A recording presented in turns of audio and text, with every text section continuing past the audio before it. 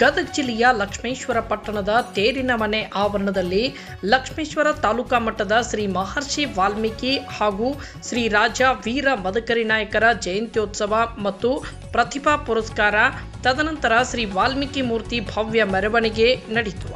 ಕುಂಭವನ್ನ ಹೊತ್ತ ನೂರಾರು ಸಂಖ್ಯೆಯ ಮಹಿಳೆಯರು ಈ ಮೆರವಣಿಗೆಯಲ್ಲಿ ಮೆರುಗು ಹೆಚ್ಚಿಸಿದರು.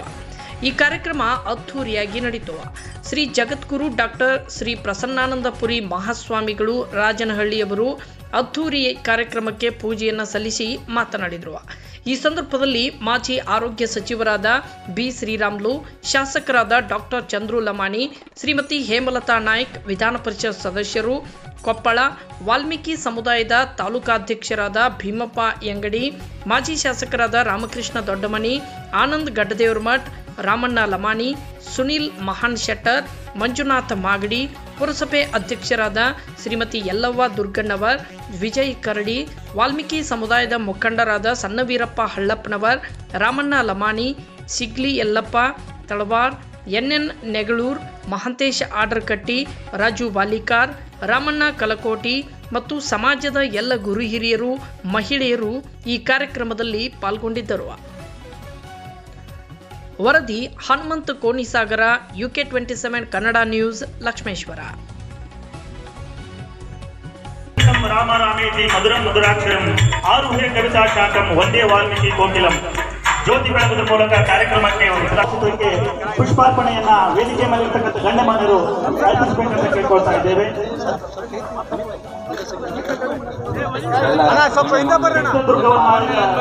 ಮದಕರಿ ನಾಯಕರು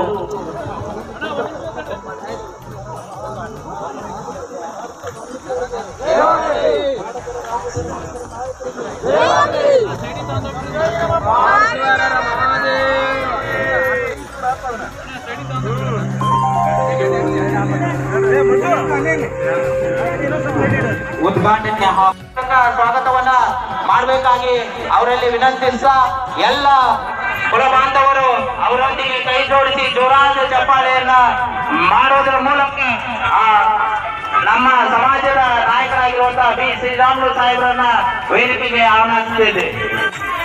ನಮ್ಮ ಜನಾಂಗದ ಧ್ರುವತಾರೆ ಡಾಕ್ಟರ್ ಬಿ ಶ್ರೀರಾಮುಲು ಸಾಹೇಬರು, ಮಾಜಿ ಆರೋಗ್ಯ ಸಚಿವರು, ಕರ್ನಾಟಕ ಸರ್ಕಾರ ನಮ್ಮ ಜನಾಂಗಕ್ಕೆ ಸಿಗಬೇಕಾದಂತ ನ್ಯಾಯಯುತವಾದಂತಹ ಒಂದು ಏನು ನಮ್ಗ ಸೌಲಭ್ಯಗಳಲ್ಲಿ ಹಾಗೂ ಮೀಸಲಾತಿಯನ್ನ ಕಲ್ಪಿಸತಕ್ಕಂತಹ ಕಲ್ಪತರು ಬಿ ಶ್ರೀರಾಮುಲು ಸಾಹೇಬರನ್ನ ಲಕ್ಷ್ಮೇಶ್ವರ ತಾಲೂಕಿನ ಎಲ್ಲ ಕುಲ ಬಾಂಧವರು ಸೇರಿ ಚಪ್ಪಾಳೆಗಳ ಮುಖಾಂತರ ಅದರ ಜೊತೆಗೆ